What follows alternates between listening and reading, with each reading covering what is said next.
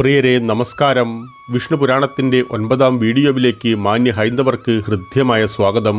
വിഷ്ണു പുരാണത്തിൻ്റെ 4ാം അധ്യായത്തിലെ 2ാം ഭാഗത്തിൽ ഇക്ഷ്വാകുവിൻ്റെ വംശത്തിൻ്റെ വിവരണം നൽകുന്നു. മനുവിൻ്റെ മൂക്കിലെ ദ്വാരത്തിൽ നിന്ന് പെട്ടെന്നുള്ള തുമ്മലിൻ്റെ ഫലമായി ഇക്ഷ്വാകു ജനിച്ചു. ഇക്ഷ്വാകുവിന് 100 പുത്രന്മാരുണ്ടായിരുന്നു. അവരിൽ വികുക്ഷി, നിമി, ദണ്ഡൻ എന്നിവർ പ്രമുഖരായിരുന്നു. ഒരിക്കൽ ഇക്ഷ്വാകു ഒരു ശ്രാദ്ധം സംഘടിപ്പിച്ചു. ബ്രാഹ്മണരെ പോറ്റുന്നതിനായി തൻ്റെ മകൻ വികുക്ഷിയോട് കാട്ടുമൃഗങ്ങളുടെ പുതിയ മാംസം കൊണ്ടുവരാൻ കൽപ്പിച്ചു. വില്ലും അമ്പും എടുത്ത് വികുക്ഷി കാട്ടിലേക്ക് പോയി. നിരവധി മാനുകളെയും മുയലുകളെയും വേട്ടയാടി. ഉച്ചയായതോടുകൂടി ക്ഷീണവും വിശപ്പും അനുഭവപ്പെട്ട വികുക്ഷി കാട്ടിൽ വെച്ച് തന്നെ ഒരു മുയലിനെ ഭക്ഷിച്ചു. പിന്നീട് തലസ്ഥാനത്തെത്തി ബാക്കിയുള്ള മാംസം പിതാവിന് നൽകി. എന്നാൽ ശ്രാദ്ധം നടത്തിയിരുന്ന വസിഷ്ഠ മഹർഷി ഇക്ഷ്വാകുവിനോട് സത്യം വെളിപ്പെടുത്തുന്നു.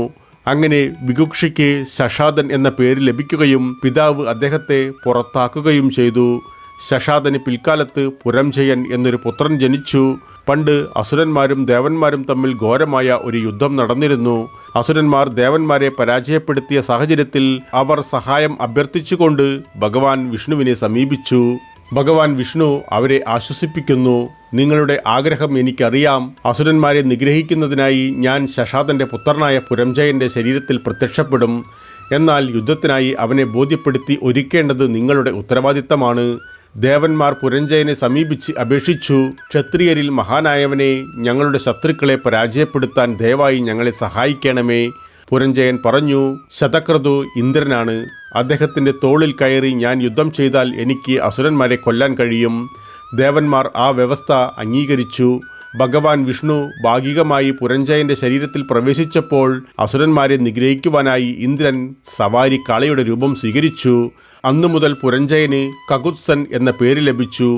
അദ്ദേഹത്തിന് അനൈനൻ എന്നൊരു പുത്രനുണ്ടായിരുന്നു. അനൈനൻ്റെ വംശം അനൈനൻ, പൃഥു, ചന്ദ്രയുവനാശ്വൻ, ശവസ്തൻ എന്നിങ്ങനെ വളർന്നു. ശവസ്തനാണ് ശവസ്തി, അതായത് ആധുനിക ശ്രാവസ്തി പട്ടണം സ്ഥാപിച്ചത്. ശവസ്തൻ്റെ വംശാവലി ശവസ്തൻ, കുവലയശ്വൻ, ദൃഢാശ്വൻ, തന്ത്രാശ്വൻ, കപിലാശ്വൻ എന്നിങ്ങനെ തുടർന്നു. വളരെ കാലമായി യുവനാശ്വന് മക്കളുണ്ടായിരുന്നില്ല. അതിനാൽ പണ്ഡിതരായ ഋഷിമാരുടെ ആഭിമുഖ്യത്തിൽ അദ്ദേഹം പുത്രകാമേഷ്ടി യാഗം സംഘടിപ്പിച്ചു. യാഗം ഒരു ദിവസം മുഴുവൻ നീണ്ടുനിന്നു. യാഗം അവസാനിച്ച അർദ്ധരാത്രിയിൽ യാഗജല കലശം യാഗപീഠത്തിന് സമീപം വെച്ച് ക്ഷീണം നിമിത്തം മുനിമാർ ഉറങ്ങിപ്പോയി. ആ ജലത്തിന് പുണ്യമന്ത്രങ്ങൾ ലഭിച്ചിരുന്നു. അതിനിടെ ദാഹിച്ച് അവിടെ എത്തിയ രാജാവ് കലശത്തിലെ വെള്ളം കുടിച്ചു. ഋഷിമാർ ഉണർന്നപ്പോൾ കലശത്തിലെ വെള്ളത്തെക്കുറിച്ചവർ പരസ്പരം അന്വേഷിച്ചു. ഞാൻ തന്നെയാണ് വെള്ളം കുടിച്ചതെന്ന് യുവനശ്വൻ അവരെ അറിയിച്ചു. പുണ്യമന്ത്രങ്ങളാൽ ശാക്തീകരിക്കപ്പെട്ട ആ ജലം രാജ്ഞി ഗർഭം ധരിക്കാൻ വേണ്ടി ഒരുക്കി വെച്ചതായിരുന്നെന്ന് മുനിമാർ നിരാശയോടെ അദ്ദേഹത്തോട് പറഞ്ഞു. അതിനാൽ രാജ്ഞിക്ക് പകരം ഇപ്പോൾ രാജാവ് ഗർഭം ധരിക്കും. തൽഫലമായി യുവനശ്വൻ ഗർഭം ധരിച്ചു. തക്ക സമയത്ത് അദ്ദേഹം വലത് കക്ഷത്തിലൂടെ ഒരു കുഞ്ഞിനെ പ്രസവിച്ചു. എന്നാൽ കുട്ടിയുടെ ജനനം രാജാവിനെ കൊന്നില്ല. ആ കുഞ്ഞ് മന്ദതനായിരുന്നു. കാലക്രമേണ 7 ദ്വീപുകളായി വിഭജിക്കപ്പെട്ട ഭൂമി മുഴുവൻ മന്ദതൻ ഭരിച്ചു. ശതബിന്ദുവിൻ്റെ മകളായ ബിന്ദുമതിയെയാണ് മന്ദതൻ വിവാഹം കഴിച്ചത്. അവർക്ക് പുരുകുൽസൻ, അംബരീഷൻ, മുഷ്കുന്ദൻ എന്നീ 3 പുത്രന്മാരുണ്ടായിരുന്നു. അവർക്ക് 50 പെൺമക്കളും ഉണ്ടായിരുന്നു. അവരെല്ലാം ചെറുപ്പമായിരുന്ന കാലഘട്ടത്തിൽ സൗഭാരി എന്ന മഹർഷി കൊട്ടാരത്തിലെത്തി. അവരുടെ പെൺമക്കളിൽ ഒരാളെ തനിക്ക് വിവാഹം കഴിച്ചു നൽകണമെന്ന് മന്ദതനോട് അഭ്യർത്ഥിച്ചു. മുനി പൊതുവെ വൃദ്ധനും ദുർബലനുമായിരുന്നതിനാൽ മന്ദതൻ മടിച്ചു നിൽക്കുകയും പല ഒഴിവ് കഴിവുകൾ പറഞ്ഞ് അദ്ദേഹത്തെ യാത്രയാക്കുവാൻ ശ്രമിക്കുകയും ചെയ്തു. മുനി അദ്ദേഹത്തിൻ്റെ ശാരീരിക ക്ഷമതയെക്കുറിച്ച് രാജാവിന് ഉറപ്പു നൽകി. എന്നിട്ടും രാജാവ് മടിച്ചു നിന്നുകൊണ്ട് പറഞ്ഞു, അല്ലയോ മുനി, ഞങ്ങളുടെ മക്കൾ ഭർത്താവായി തിരഞ്ഞെടുക്കുന്നയാൾക്ക് മാത്രമേ ഞങ്ങളുടെ മക്കളെ വിവാഹം കഴിച്ച് നൽകാവൂ എന്നതാണ് ഞങ്ങളുടെ പാരമ്പര്യം. നിങ്ങളുടെ അഭ്യർത്ഥന ഞങ്ങളുടെ ആഗ്രഹങ്ങൾക്കും അപ്പുറമാണ്. മന്ദതൻ്റെ പ്രതികരണം കേട്ട മഹർഷി ഒരു നിമിഷം ആലോചിച്ചുകൊണ്ട് പറഞ്ഞു, ശരി രാജാവേ, നിങ്ങളുടെ പെൺമക്കളുടെ അന്തഃപുരം കാക്കുന്ന ഷണ്ഡനോട് എന്നെ അവിടെ കൊണ്ടുപോകുവാൻ കൽപ്പിക്കണമേ. മുനിയുടെ ശാപം ഭയന്ന് മന്ദതൻ ഷണ്ഡന്മാരോട് തൻ്റെ പെൺമക്കളുടെ മുറിയിലേക്ക് മുനിയെ കൊണ്ടുപോകുവാൻ നിർദ്ദേശിച്ചു. മുറിയിൽ പ്രവേശിക്കുമ്പോൾ മുനി അതിസുന്ദരനായ ഒരു ഗന്ധർവൻ്റെ രൂപം ധരിച്ചു. അങ്ങനെ അദ്ദേഹം അവിടെ എത്തിയപ്പോൾ ആരാണ് ആദ്യം അദ്ദേഹത്തെ ഭർത്താവായി തിരഞ്ഞെടുക്കേണ്ടതെന്ന് പെൺകുട്ടികൾക്കിടയിൽ ഒരു തർക്കം ആരംഭിച്ചു. അവരിൽ ഓരോരുത്തരും ഞാനാണ് അദ്ദേഹത്തെ ആദ്യം തിരഞ്ഞെടുത്തതെന്ന് അവകാശപ്പെടുന്നു. അങ്ങനെ മന്ദതൻ്റെ എല്ലാ പെൺമക്കളും സൗഭാരി മുനിയെ തങ്ങളുടെ ഭർത്താവായി തിരഞ്ഞെടുത്തു. ഷണ്ഡന്മാർ ഈ സംഭവ വികാസങ്ങൾ രാജാവിനെ അറിയിച്ചപ്പോൾ അതെങ്ങനെ സംഭവിച്ചുവെന്ന് അദ്ദേഹം ആഴത്തിൽ ചിന്തിച്ചു. എന്നിട്ടും അദ്ദേഹം തൻ്റെ വാഗ്ദാനത്തിൽ ഉറച്ചു നിന്നു. അതിനാൽ തൻ്റെ എല്ലാ പെൺമക്കളെയും സൗഭാര്യ മുനിക്ക് വിവാഹം കഴിച്ചു നൽകുക എന്നതല്ലാതെ മറ്റു മാർഗമില്ലാതെയായി. 50 പെൺകുട്ടികളെയും വിവാഹം കഴിച്ച് സൗഭാര്യമുനി അവരെ സ്വന്തം ആശ്രമത്തിലേക്ക് കൊണ്ടുവന്നു. വിശ്വകർമാവിനെ വിളിച്ചു വരുത്തി തൻ്റെ ഓരോ പത്നിക്കും വെവ്വേറെ കൊട്ടാരങ്ങൾ നിർമ്മിക്കാൻ അദ്ദേഹം നിർദ്ദേശിക്കുന്നു. താമസിയാതെ വിശ്വകർമാവ് തുടർച്ചയായി 50 മനോഹരമായ കൊട്ടാരങ്ങൾ പണിതു. അവയിൽ ഓരോന്നിനും വിശാലമായതും വായു സഞ്ചാരമുള്ളതുമായ മുറികളുണ്ടായിരുന്നു. ചുറ്റും മനോഹരമായ പൂന്തോട്ടങ്ങളുണ്ടായിരുന്നു. അതിനുശേഷം എല്ലാ പെൺകുട്ടികളും ആ കൊട്ടാരങ്ങൾ കൈവശപ്പെടുത്തി അവിടെ താമസിക്കാൻ തുടങ്ങി. എല്ലാത്തരം ആഡംബരങ്ങളും ഭക്ഷണവും അവർക്ക് ലഭ്യമായിരുന്നു. ഒരു ദിവസം തൻ്റെ പെൺമക്കളോടുള്ള സ്നേഹത്താൽ മന്ദത രാജാവ് സൗഭാര്യയുടെ ആശ്രമം സന്ദർശിക്കാൻ തീരുമാനിച്ചു. എന്നാൽ ആശ്രമത്തിന് പകരം മനോഹരമായ കൊട്ടാരങ്ങളുടെ ഒരു നിര തന്നെ അദ്ദേഹം കണ്ടു. അവിടെ തൻ്റെ പെൺമക്കളെ കണ്ടുമുട്ടി അവരുടെ ക്ഷേമത്തെക്കുറിച്ച് അന്വേഷിച്ചു. മുനിക്കൊപ്പം ജീവിക്കുന്നതിൽ സംതൃപ്തരാണെന്നും അവരുടെ ഭർത്താവ് എല്ലാ ആഡംബരങ്ങളും നൽകുവാൻ പ്രാപ്തനാണെന്നും അവർ പിതാവിനെ ബോധിപ്പിച്ചു. എന്നിട്ടും അവർ തങ്ങളുടെ ജന്മസ്ഥലം വിസ്മരിച്ചില്ല.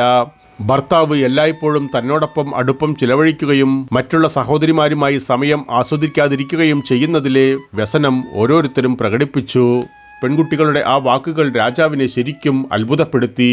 ഒടുവിൽ അദ്ദേഹം സൗഭാര്യയെ കണ്ടുമുട്ടി. അദ്ദേഹത്തെ ആരാധിച്ചുകൊണ്ട് മൊഴിഞ്ഞു, അല്ലയോ പ്രഭോ, അങ്ങയുടെ കഠിനമായ തപസ്സിന്റെ ഫലമായാണ് എൻ്റെ 50 പെൺമക്കളെയും സന്തോഷത്തോടെ നിലനിർത്താൻ നിങ്ങൾക്ക് കഴിയുന്നത്. സന്തോഷാധിക്യത്താൽ കുറച്ചു നാളവിടെ താമസിച്ച് രാജാവ് മടങ്ങി. കാലക്രമേണ മന്ദതൻ്റെ പുത്രിമാർ 150 പുത്രന്മാരെ പ്രസവിച്ചു. ആ പുത്രന്മാർ വളർന്ന് പരമ്പരകളെ സൃഷ്ടിച്ചു. ആ സമയത്ത് സൗഭാര്യ മഹർഷി ചിന്തിച്ചു, എൻ്റെ പുത്രന്മാരുടെ ജനനം ഞാൻ കണ്ടു. ഇപ്പോൾ അവർക്കും സ്വന്തമായി പുത്രന്മാരുണ്ട്. ഞാൻ ഇനി ഇവിടെ താമസിച്ചാൽ എൻ്റെ കൊച്ചുമക്കളെ കാണാൻ ഞാൻ കൊതിക്കും. ആഗ്രഹം മരണം വരെ അവസാനിക്കുകയില്ല. മനുഷ്യ ശരീരം നേടുക എന്നത് തന്നെ ഒരു വലിയ ദുഃഖമാണ്. ജീവിതത്തിൽ എനിക്ക് വേണ്ടത്ര ലഭിച്ചു. 50 രാജകുമാരിമാരുമായുള്ള സാമീപ്യം ആസ്വദിച്ചു. കൂടുതൽ ആഗ്രഹങ്ങൾ നിലനിർത്തിയാൽ എനിക്ക് ദുഃഖം മാത്രമേ ലഭിക്കൂ. അതിനാൽ വിഷ്ണുവിൻ്റെ തപസ്സിലേക്ക് തിരിയണം. അങ്ങനെ ചിന്തിച്ചുകൊണ്ട് സൗഭാര്യ മഹർഷി 50 പത്നിമാരോടൊപ്പം വനത്തിലേക്ക് പോയി. അവിടെ അവർ യാഗങ്ങൾ നടത്തി വിഷ്ണുവിനെ ആരാധിച്ചുകൊണ്ട് സമയം ചിലവഴിച്ചു. പ്രിയരെ, 4-ാം അധ്യായത്തിലെ 3-ാം ഭാഗത്തിൽ മന്ദതൻ്റെ പുത്രൻ ത്രിശങ്കുവിൻ്റെ സ്വർഗാരോഹണം, സാഗരൻ്റെ ജനനം എന്നിവയെക്കുറിച്ച് പ്രതിപാദിക്കുന്നു. ഒരിക്കൽ മൗനിയർ എന്ന ഒരു കൂട്ടം ഗന്ധർവന്മാർ നാഗന്മാരെ പരാജയപ്പെടുത്തി അവരുടെ എല്ലാ സമ്പത്തും ശക്തികളും തട്ടിയെടുത്തു. രക്ഷാർത്ഥം നാഗന്മാർ ഭഗവാൻ വിഷ്ണുവിനെ പ്രാർത്ഥിക്കാൻ തുടങ്ങി. മന്ദതൻ്റെ പുത്രനായ പുരുകുത്സനിൽ താൻ പ്രത്യക്ഷപ്പെടുമെന്നും ഗന്ധർവന്മാരെ കൊല്ലുമെന്നും ഭഗവാൻ വിഷ്ണു അവരോട് പറഞ്ഞു. പിന്നീട് നർമ്മദ പുരുകുത്സനെ രസതലത്തിലേക്ക് കൊണ്ടുവന്നു. അവിടെ ഭഗവാൻ വിഷ്ണു അദ്ദേഹത്തിൻ്റെ ശരീരത്തിൽ പ്രവേശിച്ചു. അങ്ങനെ ഭഗവാൻ വിഷ്ണുവിൻ്റെ ശക്തിയാൽ പുരുകുത്സൻ ഗന്ധർവന്മാരെ പരാജയപ്പെടുത്തി കൊന്നു. നർമ്മദയുടെ പ്രവൃത്തിയിൽ സന്തുഷ്ടരായ നാഗങ്ങൾ അവളെ സ്മരിക്കുന്ന ആർക്കും പാമ്പിൻ്റെ വിഷത്തെ ഭയക്കേണ്ടതില്ലെന്നും പുരുകുത്സന് ഒരു അമർത്യപുത്രൻ ലഭിക്കുമെന്നും വരം നൽകി അനുഗ്രഹിച്ചു. പുരുകുത്സനും നർമ്മദയ്ക്കും ത്രസദാസു എന്ന പുത്രൻ ജനിച്ചു. ത്രസദാസുവിൻ്റെ വംശാവലി ത്രസദാസു, അനാരണ്യൻ, വൃഷദശ്വൻ, ഹരി അശ്വൻ, ഹസ്തർ, സുമനൻ, ത്രിതൻവൻ, ത്രയരുണി, സത്യവ്രതൻ എന്നിങ്ങനെയായിരുന്നു. സത്യവ്രതൻ പിന്നീട് ത്രിശങ്കു എന്ന പേരിൽ പ്രശസ്തനായി. ഒരു മുനിയുടെ ശാപത്താൽ ത്രിശങ്കു ചണ്ടാളനായി. രാജ്യത്ത് 12 വർഷക്കാലം നീണ്ട വരൾച്ചയുണ്ടായി. ആ വരൾച്ചക്കാലത്ത് ചണ്ടാളൻ്റെ ഈ അവസ്ഥയിൽ നിന്ന് മുക്തി നേടാനും വിശ്വാമിത്ര മുനിക്ക് ഭക്ഷണം നൽകുവാനും ത്രിശങ്കു ഗംഗാനദിയുടെ തീരത്തുള്ള ഒരു ആൽമരത്തിൽ ഒരു മാനിൻ്റെ പൂർണ്ണമായ തോൽ കെട്ടിയിടുമായിരുന്നു.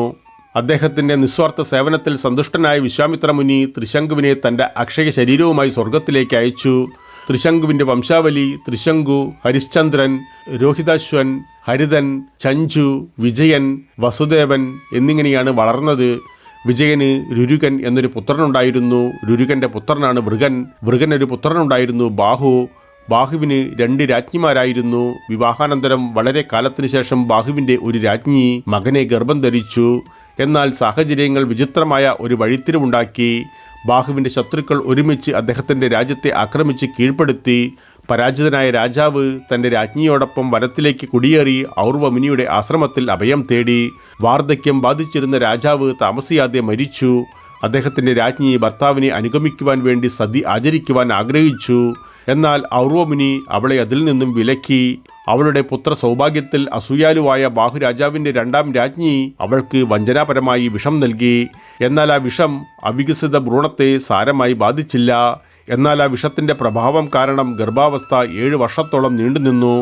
ഔർവ മുനിയുടെ ആശ്രമത്തിൽ താമസിച്ച രാജ്ഞി ഒരു പുത്രന് ജന്മം നൽകി.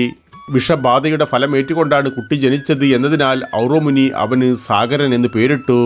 ആ ആശ്രമത്തിൽ സാഗരൻ സ്വാഭാവിക ചുറ്റുപാടിൽ വളരാൻ തുടങ്ങി. ഒരു ദിവസം അദ്ദേഹം അമ്മയോട് പിതാവിനെക്കുറിച്ച് ചോദിച്ചു. രാജ്ഞി കഴിഞ്ഞ സംഭവങ്ങളെല്ലാം അവനോട് വിവരിക്കുന്നു.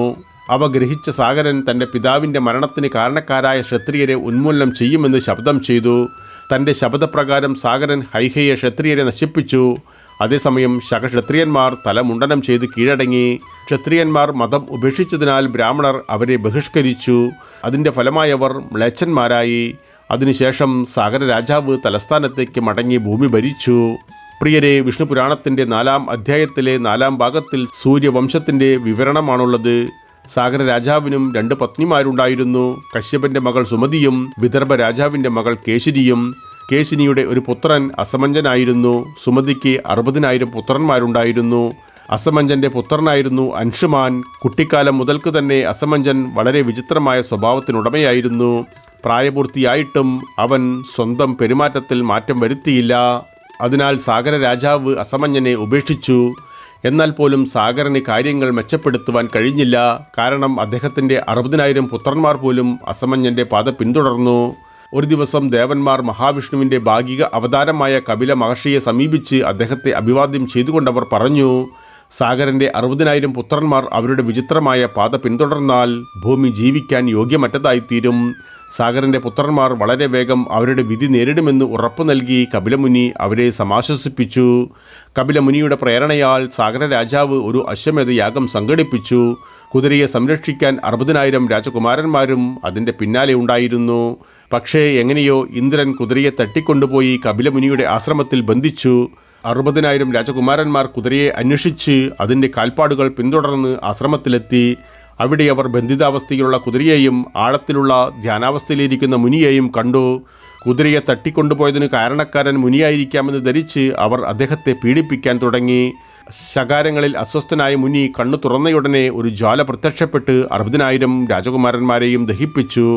ഈ സംഭവം അറിഞ്ഞ സാഗര രാജാവ് ആ കുതിരയെ തിരികെ കൊണ്ടുവരുവാൻ അൻഷുമാനെ അയച്ചു. അൻഷുമാൻ ആശ്രമത്തിലെത്തി കപിലമുനിയെ ആദരവോടെ വണങ്ങുകയും അഭിവാദ്യം അർപ്പിക്കുകയും ചെയ്തു. അദ്ദേഹത്തിൻ്റെ മര്യാദയിൽ സന്തുഷ്ടനായ കപിലൻ അൻഷുമാനെ അനുഗ്രഹിക്കുകയും കുതിരയെ തന്നോടൊപ്പം കൊണ്ടുപോകുവാൻ അനുവദിക്കുകയും ചെയ്തു. ഒപ്പം ഒരു വരം ചോദിക്കുവാനും നിർദ്ദേശിച്ചു. വരമെന്ന നിലയിൽ അൻഷുമാന്റെ മരിച്ചുപോയ 60,000 പൂർവികർക്ക് മോക്ഷം മാത്രമാണ് ആവശ്യപ്പെട്ടത്. നിങ്ങളുടെ പൂർവികർ തീർച്ചയായും സ്വർഗത്തിലെത്തുമെന്നും എന്നാൽ വളരെ കാലത്തെ കാത്തിരിപ്പിന് ശേഷം മാത്രമേ അത് പ്രാപ്യമാകൂ എന്നും നിങ്ങളുടെ ചെറുമകനായ ഭഗീരഥൻ ഗംഗയെ ഭൂമിയിലേക്ക് കൊണ്ടുവരുമെന്നും ഗംഗാജലം നിങ്ങളുടെ പൂർവികരുടെ ചിതാഭസ്മം സമുദ്രത്തിൽ ഒഴുക്കി അവരുടെ മോക്ഷത്തിന് കാരണമാകുമെന്നും കപിലമുനി അൻഷുമാന് ഉറപ്പു നൽകി. കപില മഹാദേവന്റെ അനുഗ്രഹത്താൽ അൻഷുമാൻ മുത്തച്ഛൻ്റെ യാഗം പൂർത്തീകരിക്കാൻ വേണ്ടി കുതിരയുമായി തലസ്ഥാനത്തേക്ക് മടങ്ങി. അൻഷുമാന് ദിലീപ് എന്നൊരു പുത്രൻ ജനിച്ചു. ദിലീപിൻ്റെ പുത്രനായ ഭഗീരഥൻ കഠിനമായ തപസ് അനുഷ്ഠിക്കുകയും ഗംഗയെ ഭൂമിയിലേക്ക് ഇറങ്ങാൻ പ്രസാദിപ്പിക്കുകയും ചെയ്തു. ഭഗീരഥൻ്റെ തപസ് മൂലം ഗംഗ ഭൂമിയിലേക്ക് ഇറങ്ങിയതിനാൽ അവൾക്ക് ഭഗീരഥി എന്നും പേര് ലഭിച്ചു. ഭഗീരഥൻ, സുഹോത്രൻ, ശ്രുതി, നാഭാഗൻ, അംബരീഷ്, സിന്ധുദീപൻ, അയുധയു, ഋതുപർണൻ, സാർവകൻ, സുദാസൻ, സൗദാസൻ എന്നിങ്ങനെ ഭഗീരഥൻ്റെ വംശം വളർന്നു. ഒരു ദിവസം സൗദാസൻ കാട്ടിൽ വേട്ടയാടുവാൻ പോയപ്പോൾ അവിടെ ഒരു ജോഡി കടുവകളെ കണ്ടു. അവ യഥാർത്ഥത്തിൽ ഇണചേരുകയായിരുന്നു. സൗദാസൻ അവയിൽ ഒന്നിനെ അമ്പെയ്ത് കൊന്നു. മറ്റൊന്ന് ഒരു രാക്ഷസനായി മാറി പ്രതികാര ഭീഷണി മുഴക്കി സംഭവസ്ഥലത്തു നിന്ന് അപ്രത്യക്ഷനായി. കാലക്രമേണ സൗദാസ രാജാവ് വസിഷ്ഠ മുനിയുടെ ആഭിമുഖ്യത്തിൽ ഒരു യാഗം സംഘടിപ്പിച്ചു. യാഗത്തിൻ്റെ അവസാനത്തിൽ വസിഷ്ഠ മഹർഷി സ്നാനത്തിനായി പോയി. അതിനിടയിൽ നേരത്തെ പ്രതികാര ഭീഷണി മുഴക്കിപ്പോയ രാക്ഷസൻ വസിഷ്ഠന്റെ വേഷത്തിൽ അവിടെയെത്തി മാംസാഹാരം കഴിക്കുവാനുള്ള ആഗ്രഹം പ്രകടിപ്പിച്ചു. അതേ രാക്ഷസൻ തന്നെ ഒരു പാചകക്കാരൻ്റെ വേഷത്തിലും രാജാവിൻ്റെ അടുക്കലെത്തി. രാജാവ് മുനിക്ക് മാംസം പാകം ചെയ്യാൻ കൽപ്പിച്ചു. പാചകക്കാരൻ മനുഷ്യമാംസം പാചകം ചെയ്ത് സ്നാനം കഴിഞ്ഞെത്തിയ യഥാർത്ഥ വസിഷ്ഠ മുനിയുടെ മുൻപാകെ വിളമ്പി. ഭക്ഷണത്തിൽ മനുഷ്യമാംസം ഉണ്ടെന്ന് വസിഷ്ഠന് തിരിച്ചറിയാൻ കഴിഞ്ഞു. അതിൽ ക്ഷുഭിതനായ മുനി സൗദാസ രാജാവിനെ ഒരു അസുരനാകുവാൻ ശപിച്ചു. 3 ദിവസത്തിനുള്ളിൽ രാജാവ് ഒരു അസുരനാകുകയും വനവനാന്തരങ്ങളിലൂടെ ചുറ്റി സഞ്ചരിക്കുവാൻ തുടങ്ങുകയും ചെയ്തു. അതിനുശേഷം അദ്ദേഹം മനുഷ്യരെ മാത്രം ഭക്ഷിക്കാൻ തുടങ്ങി. ഒരു ദിവസം അസുര രൂപത്തിലുള്ള സൗദാസൻ സ്വന്തം പത്നിയുമായി ഇണചേരാൻ ഒരുങ്ങുന്ന ഒരു മുനിയെ കണ്ടു. പത്നിയുടെ നിലവിളികളും വിലാപങ്ങളും അവഗണിച്ച് അസുരൻ മുനിയെ പിടികൂടി ഭക്ഷിച്ചു. തൻ്റെ ഭർത്താവ് തൻ്റെ ജഡിക മോഹം ശമിപ്പിക്കാൻ പോകുന്ന നേരത്ത് കൊല്ലപ്പെട്ടതിനാൽ അതേ പ്രക്രിയയിൽ തന്നെ അവനും മരിക്കുമെന്ന് ആ കോപാകുലിയായ ബ്രാഹ്മണി ശപിച്ചു. ശാപത്തിൽ നിന്ന് മുക്തനാകാനാവാതെ സൗദാസ രാജാവ് 12 വർഷം കൂടി അസുര രൂപത്തിൽ തുടർന്നു. അതിനുശേഷം അദ്ദേഹം ശാപത്തിൽ നിന്ന് മുക്തനായി ഒരു ഭക്തനായ ഭരണാധികാരിയെപ്പോലെ ഭരിക്കാൻ തുടങ്ങി. ഒരു ദിവസം സൗദാസ രാജാവ് രാജ്ഞിയെ കാമവികാരാവസ്ഥയിൽ കണ്ടു. അദ്ദേഹത്തിൻ്റെ ശരീരത്തിൽ ജഡിക സുഖത്തിൻ്റെ പ്രേരണ പടർന്നു.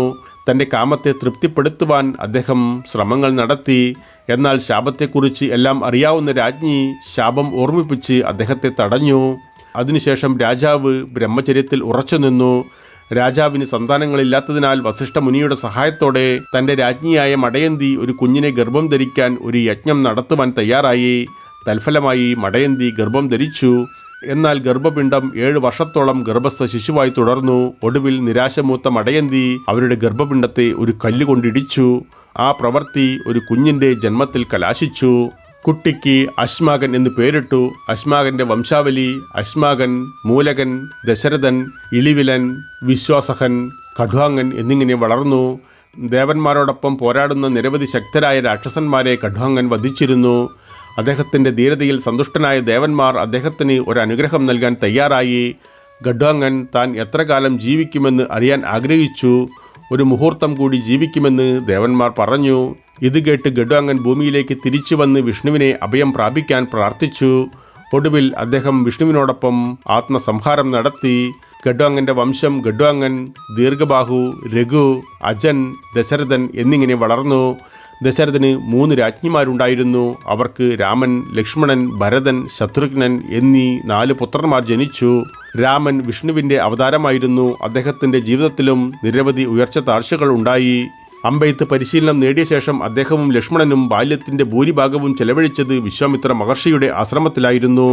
അസുരന്മാരിൽ നിന്ന് മഹർഷിയുടെ യാഗങ്ങളെ സംരക്ഷിക്കുന്നതിനായിരുന്നു ഈ പ്രവർത്തനം. അതിനുശേഷം വിശ്വാമിത്രൻ അവരെ മിഥിലയിലേക്ക് കൊണ്ടുപോകുമ്പോൾ ഭർത്താവായ ഗൗതമ മുനിയുടെ ശാപത്താൽ കല്ലായി മാറിയ അഹല്യയ്ക്ക് രാമൻ ശാപമോക്ഷം നൽകി. മിഥിലയിൽ രാമൻ ശിവന്റെ വില്ലൊടിച്ച് സീതയെ പത്നിയായി നേടി. അവർ അയോധ്യയിലേക്ക് മടങ്ങിയപ്പോൾ ദശരഥ രാജാവ് രാമനെ പുതിയ രാജാവായി കിരീടധാരണം ചെയ്യാൻ തീരുമാനിച്ചു. എന്നാൽ മന്ദരയുടെ വഴിതെറ്റിയ നിർദ്ദേശാനുസരണം കൈകേയി രാജ്ഞി തൻ്റെ മകൻ ഭരതനെ പുതിയ രാജാവായി കിരീടധാരണം ചെയ്യണമെന്നും രാമനെ 14 വർഷത്തെ വനവാസത്തിന് അയക്കണമെന്നും ശാഠ്യത്തോടെ ആവശ്യപ്പെട്ടു. കൈകേയിക്ക് മുൻപ് നൽകിയ വാഗ്ദാനത്തിൽ കുടുങ്ങിയ ദശരഥ രാജാവിന് അവളുടെ ആവശ്യങ്ങൾ അംഗീകരിക്കുകയല്ലാതെ മറ്റു മാർഗമില്ലായിരുന്നു. അങ്ങനെ പിതാവിൻ്റെ വാക്കുകൾ പാലിക്കാൻ ശ്രീരാമൻ വനവാസം സ്വീകരിച്ചു. വനാന്തരങ്ങളിൽ സീതയും ലക്ഷ്മണനും അദ്ദേഹത്തിൻ്റെ കാൽപ്പാടുകൾ പിന്തുടർന്നു. അസുര രാജാവായ രാവണൻ സീതയെ വഞ്ചനാപരമായി തട്ടിക്കൊണ്ടുപോയി. തുടർന്ന് രാമൻ ഹനുമാനെയും സുഗ്രീവനെയും കണ്ടുമുട്ടി. സുഗ്രീവന്റെ സഹോദരനായ ബാലിയെ വധിച്ചു. ഹനുമാൻ ലങ്കയിൽ സീതയെ കണ്ടെത്തി. ലങ്കയെ വേർതിരിക്കുന്ന സമുദ്രത്തിനു മീതെ പാലം പണിതു. അസുരന്മാരുമായുള്ള ഘോരയുദ്ധത്തിൽ ശ്രീരാമൻ രാവണനെ വധിച്ചു. വനവാസകാലം പൂർത്തിയാക്കിയ ശേഷം ശ്രീരാമൻ മടങ്ങിയെത്തി 12 വർഷം അയോധ്യ ഭരിച്ചു. ശ്രീരാമന് ലവൻ, കുശൻ എന്നീ 2 പുത്രന്മാരുണ്ടായിരുന്നു.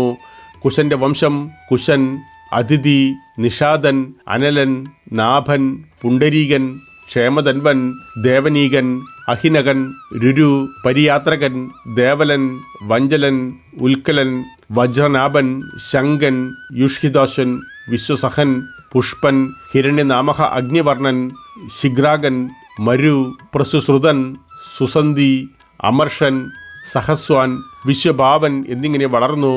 മഹാഭാരത യുദ്ധത്തിൽ അഭിമന്യുവിനാൽ വധിക്കപ്പെട്ട ബൃഹ്ദലൻ എന്നൊരു പുത്രൻ വിശ്വഭവനുണ്ടായിരുന്നു.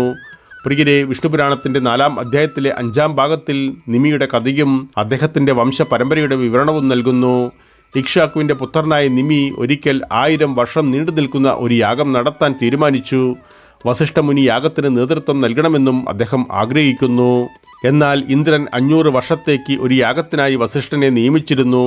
അതിനാൽ ആ കാലയളവ് പൂർത്തിയാകുന്നതുവരെ മറ്റൊരു യാഗവും നടത്താൻ കഴിയില്ലെന്ന് വസിഷ്ഠമുനി അഭിപ്രായം പ്രകടിപ്പിക്കുകയും ഇന്ദ്രന്റെ ബാധ്യതകളിൽ നിന്ന് മുക്തനാകുന്നതുവരെ കാത്തിരിക്കുവാൻ രാജാവിനോട് അഭ്യർത്ഥിക്കുകയും ചെയ്തു. ആ സമയത്ത് നിമി നിശബ്ദനായി നിന്നു. അദ്ദേഹത്തിൻ്റെ മൗനത്തെ അംഗീകാരമായി കണക്കാക്കി മുനി ഇന്ദ്രന് വേണ്ടിയുള്ള യാഗം ആരംഭിച്ചു. അതിനിടയിൽ രാജാവ്, ഗൗതമൻ തുടങ്ങിയ മറ്റ് ഋഷിമാരുടെ ആഭിമുഖ്യത്തിൽ യാഗം ആരംഭിച്ചു. ഇന്ദ്രന് വേണ്ടിയുള്ള യാഗം പൂർത്തിയാക്കിയപ്പോൾ നിമി രാജാവിന് വേണ്ടിയുള്ള യാഗം നടത്താൻ വസിഷ്ഠൻ ഭൂമിയിലേക്ക് തിടുക്കത്തിൽ മടങ്ങി. എന്നാൽ ഇതിനകം ഒരു യാഗം ഇവിടെ പുരോഗമിക്കുന്നതായി അദ്ദേഹം തിരിച്ചറിഞ്ഞു. അത് മുനിയെ വളരെയധികം കോപാകുലനാക്കി. ആ സമയത്ത് ഉറങ്ങുകയായിരുന്ന നിമിയുടെ മേൽ ഉടൻ തന്നെ ശരീരം നഷ്ടപ്പെടാൻ ശപിച്ചു. തൻ്റെ ഉറക്കത്തിൽ ശപിക്കപ്പെട്ടതായി രാജാവ് തിരിച്ചറിഞ്ഞപ്പോൾ പ്രതികാരമായി സ്വന്തം ശരീരം ഉപേക്ഷിക്കുന്നതിന് മുൻപ് ഉടൻ തന്നെ മുനിക്ക് മുനിയുടെ ശരീരം നഷ്ടപ്പെടട്ടെ എന്ന് ശപിച്ചു. നിമിയുടെ ശാപത്താൽ മുനിയുടെ ശരീരം നശിപ്പിക്കപ്പെട്ടു. പക്ഷേ അദ്ദേഹം സ്വയം മിത്രവരുണന്റെ ശുക്ലത്തിൽ പ്രവേശിച്ചു. അതിനുശേഷം ഒരു ദിവസം മിത്രവരുണൻ അപ്സരസ് ഉർവശിയെ സമുദ്രത്തിൽ വെച്ച് കണ്ടുമുട്ടുന്നു. അവളുടെ കാമസൗന്ദര്യത്താൽ അദ്ദേഹത്തിൻ്റെ ശുക്ലം സ്വയമേവ സ്ഖലിച്ചു.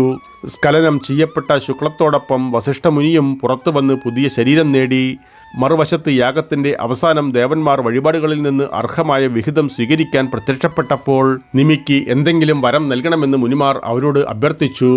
എന്നാൽ നിമി ഒന്നും ആഗ്രഹിച്ചില്ല. മറിച്ച് ജനങ്ങളുടെ കണ്ണിൽ എന്നേക്കും നിലനിൽക്കുവാനുള്ള ആഗ്രഹം പ്രകടിപ്പിച്ചു. ദേവന്മാർ ആ ആഗ്രഹം നിറവേറ്റി. അതിനു മുൻപ് ആരും ഇമ ചിമ്മിയിട്ടില്ല. നിമി അവിടെ നിലനിൽക്കുന്നതിനാൽ ഇമ ചിമ്മുന്നത് പ്രായോഗികമായും സംഭവിച്ചു. അരാജകത്വത്തിൽ നിന്നും രാജ്യത്തെ സംരക്ഷിക്കാൻ മുനിമാർ വാഗമരത്തിൻ്റെ തടിയെടുത്ത് നിമിയുടെ മൃതദേഹം എരിച്ചുകൊണ്ട് ഒരു മകനെ ജനിപ്പിച്ചു. ആ പുത്രൻ ജനകൻ എന്നറിയപ്പെട്ടു. പിതാവിൻ്റെ മൃതദേഹത്തിൽ നിന്ന് ജനിച്ചതിനാൽ ആ കുട്ടി വൈദേഹൻ എന്നും അറിയപ്പെട്ടു. ജനകന്റെ വംശം ജനകൻ, ഉദവാസു, നന്ദിവർദ്ധൻ, സുഖേതു, ദേവറാധൻ, ബൃഹദുക്തൻ, മഹാവീര്യൻ, സുധൃതി, ദൃഷ്ടകേതു, ഹരിശ്വൻ, മനു, പ്രതീത്, കൃതാതൻ, ദേവദീതൻ, വിബുധൻ, മഹാധൃതി, കൃതാജ്ഞൻ, സുരജ്യരോമൻ, ഹൃദ്യരോമൻ, മഹാരോമൻ എന്നിവരിലൂടെ വളർന്നു. ഒരു പുത്രനെന്ന ആഗ്രഹത്തോടെ ജനകൻ ഒരിക്കൽ ഭൂമി ഉഴുതുമറിച്ചുകൊണ്ടിരുന്നപ്പോൾ ഒരു കുടത്തിൽ തടഞ്ഞു. കുടത്തിൽ അദ്ദേഹം സുന്ദരിയായ ഒരു പെൺകുഞ്ഞിനെ കണ്ടെത്തി. അവൾക്ക് സീത എന്ന് പേരിട്ടു.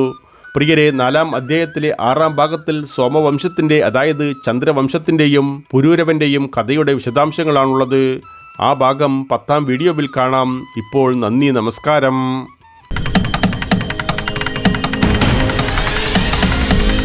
പ്രിയരെ, വീഡിയോ കാണുന്നതോടൊപ്പം ചാനൽ വരിക്കാരാകുവാനും അറിയിപ്പുകൾ ലഭിക്കുന്നതിനായി കുടമണി ചിഹ്നം പ്രവർത്തനക്ഷമമാക്കുവാനും ഈ കഥയിൽ നിങ്ങൾ തൃപ്തരാണെങ്കിൽ നിങ്ങളുടെ ഇഷ്ടം അറിയിക്കുവാനും മറ്റുള്ളവരുമായി പങ്കുവയ്ക്കുവാനും മറക്കരുതേ പ്രിയ സുഹൃത്തുക്കളെ.